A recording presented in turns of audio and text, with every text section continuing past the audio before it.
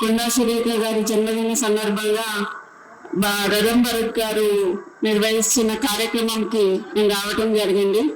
కానీ ఇక్కడ జన్మదిన శుభాకాంక్షలు తెలియజేసుకుంటూ మీ అందరి తరఫున అమ్మ హ్యాపీ బర్త్డే, మీకు వీళ్ళందరూ ఆశీస్సులు ఉన్నాయని చెప్పి నేను చెప్పదలుచుకున్నాను. నీకు ఇంకా నువ్వు పై వ్యక్తులకు ఎదగాలని చెప్పి మనస్ఫూర్తిగా కోరుకుంటున్నా.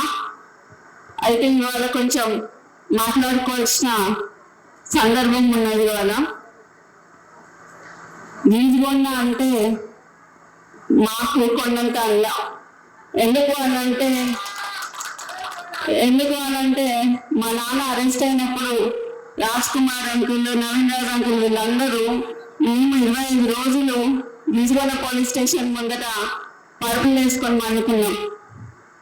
మాతో తెలుగుదేశంలో మేము అనేక ఇబ్బందులు పడ్డప్పుడు మాకు తోడుకున్నది గీజుకొండ మండలం. గీజుకొండ మండలం నాయకులు, కార్యకర్తలు అందరూ మాకు అండగా ఉండే. మేము 9 ఏళ్ళు నరకం తీసాం టీడీపీ నాయకత్వంలో. తర్వాత ఒక బీసీ బిడ్డ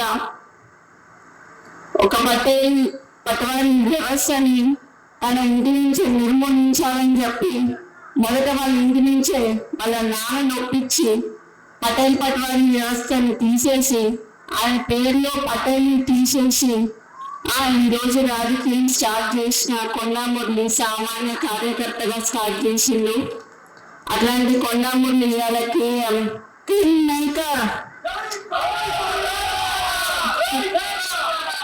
ప్రతి నియోజకవర్గంలో కొండా అభిమానులు ఉన్నారు అని చెప్పడానికి అతిశయోక్తి కాదు.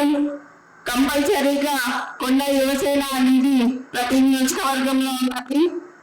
కానీ ఈరోజు రేవంత్ రెడ్డి గారిని నేను కొన్ని ప్రశ్నలు వేయదలుచుకున్నాను.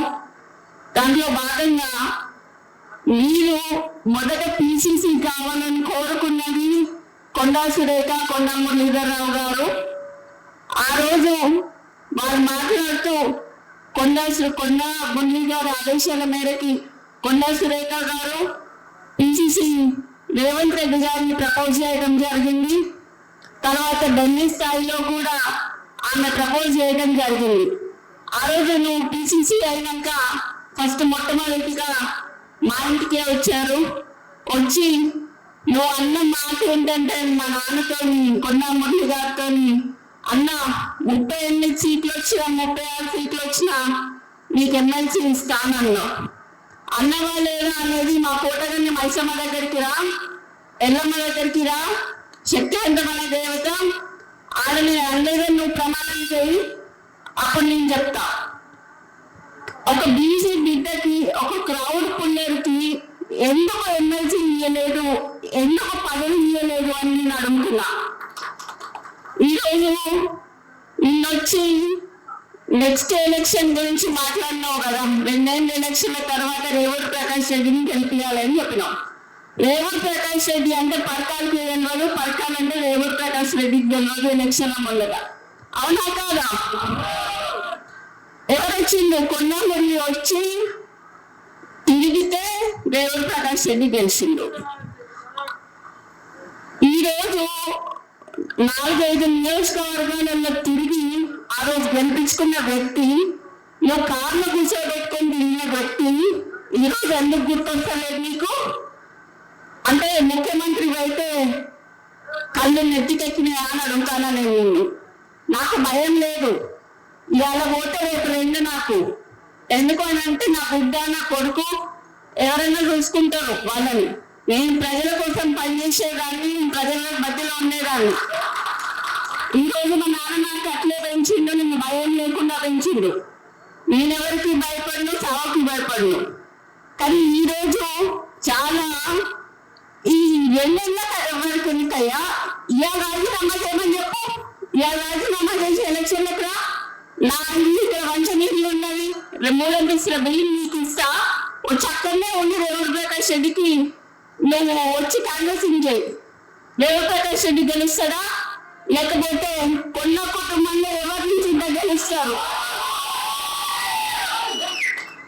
ఈ రోజు నేను అదే అడగదలుచుకున్నా. నీతో పాటు ఒక పొంగు ఉన్నది. ఆ పొంగు ఎక్కువసేపు పొంగదయ్యా పోతుంది. మరి నువ్వు ముఖ్యమంత్రివా ఆయన ముఖ్యమంత్రి కూడా తెలుస్తలేదు ఇక్కడ. మొన్న హైదరాబాద్ లో ఇందిరమ్మ ఇల్లు ఇచ్చేటప్పుడు హైదరాబాద్ లో ఆయన పొంగు పోస్టర్లు వేసుకున్నారు. మరి అక్కడనే హైదరాబాద్ ఇన్ఛార్జ్ అయిన పొన్నం ప్రభాకర్ గారి ఫోటో వేయలేదు. అంటే బీసీలన్నీ అంత చిన్నకన్నా మీకు అని నేను అడగదలుచుకున్నా.